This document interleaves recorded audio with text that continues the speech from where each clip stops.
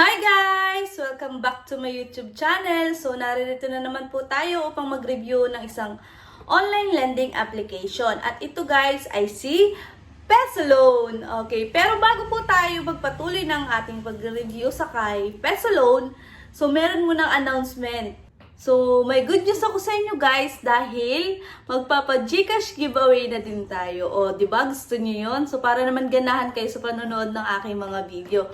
So, guys, ang gagawin niyo lang is isusubscribe niyo yung aking YouTube channel and ilalike niyo yung video and then magko-comment lang kayo. At pag nagawa niyo yun guys, kasali na kayo sa ating pa-GCash giveaway. So, ang ating pa-GCash giveaway guys is 20 pesos. O, diba? Pang-load nyo na yun.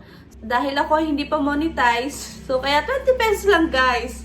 20 pesos muna tayo guys. So, tulungan nyo muna ako ma-hit yung mga kailangan na criteria nyo yung YouTube para tayo ma-monetize. O, diba? Pag ma-monetize na tayo, o baka magpa-GCash giveaway na ako ng 100 pesos. O, diba? Gusto nyo yun? So, yun lang guys ang gagawin nyo at kasali na kayo sa ating pa-GCash giveaway. At i-announce ko guys ang winner tuwing Tuesday. Mag-upload na ako ngayon, simula ngayon, tuwing Sabado at Miyerkules. So, yun yung ating pag-upload ng mga videos dito po sa aking YouTube channel. So, yun lang guys. Good luck! So, comment na kayo, subscribe and like para makasali kayo sa ating pa-GCash giveaway. So, tara guys, i-review na natin si PesoLoan. So, si PesoLoan, sabi dito guys, ang high loan amount daw niya is 50,000 pesos. SEC registered, no additional fees, quick and easy borrowing and repayment, and limit expansion up to 50,000 nga po. So, titingnan natin guys kung totoo ba itong mga nasa advertisement ni PesoLoan. So, tara! Ngayon, isearch na natin sa Google Play Store si PesoLoan. So guys, kung makikita nyo si PesoLoan ay meron ng 4.6 ratings at meron na siyang 103k reviews. So napakataas ng kanyang reviews. Click lang natin guys yung install and then after that, upon opening this application guys, narito na agad yung service agreement. So sabi dito, kailangan niyang i-access yung SMS, call log, location, phone and device, camera, data storage, calendar, battery capacity, Wi-Fi network. So, and then meron pa dito guys, kanya ding i-access yung mga installed application na nasa phone natin. Oh, grabe si PesoLoan, no? And then other information. So, kung gusto niyo lang guys makapag-loan dito, kailangan natin dito i-click yung agree. So, click lang natin guys yung agree. And then mag-a-appear dito guys yung important advisory ni PesoLoan. So mawawala din to guys after 30 seconds. So, o kaya i-click lang natin guys yung X sa upper part. And then pupunta na tayo dito sa kanya homepage, which is kung makikita natin guys, sabi dito 50,000 pesos, get money in 3 minutes up to 4 installment. And then click lang natin guys dito yung get credit limit. So, after nun guys, kailangan na po nating i-register dito yung ating phone number. And then, maglalagay lang tayo dito guys ng ating password.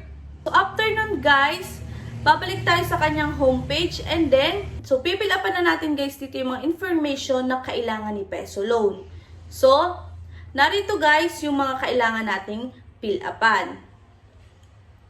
So, una, narito guys yung personal information. So, level of education, marital status, residential address, complete address. So, sabi din dito, additional info to get higher loan amount. So, ito lang naman guys ay optional. Pero kung gusto niyo daw makakuha ng higher loan amount, kailangan natin itong lagyan. So, ang nakalagay dito guys is your other number and then email. And then, click lang natin guys yung submit. Next sa ating pipilapan guys ay yung kanyang work info. So, ano daw po yung ating trabaho. And then, after nun guys, emergency contact. So, dito guys, meron tatlong emergency contact na dapat tayong ilagay. So, kailangan natin dito maglagay ng tatlong number na pwede nilang tawagan or i-text. Kaya, kailangan nyo din silang sabihan yung mga ilalagay nyo dito para maging aware din sila. Na kung sakaling may tumawag sa kanila o mag-text. And then, after that guys, yun na pong identity info. So, ID, first name, middle name, last name, date of birth, gender. So, ito po yung mga kailangan din nating pilapan. So, ano-ano ba yung mga ID na available dito kay Peso Loan? So, una guys, si UMID, SSS card, driver's license, PRC ID, passport, pag-ibig, GSIS, and national ID, voter's ID, postal card, TIN ID, and PhilHealth card. So, yun guys yung mga available na ID na pwede nating magamit.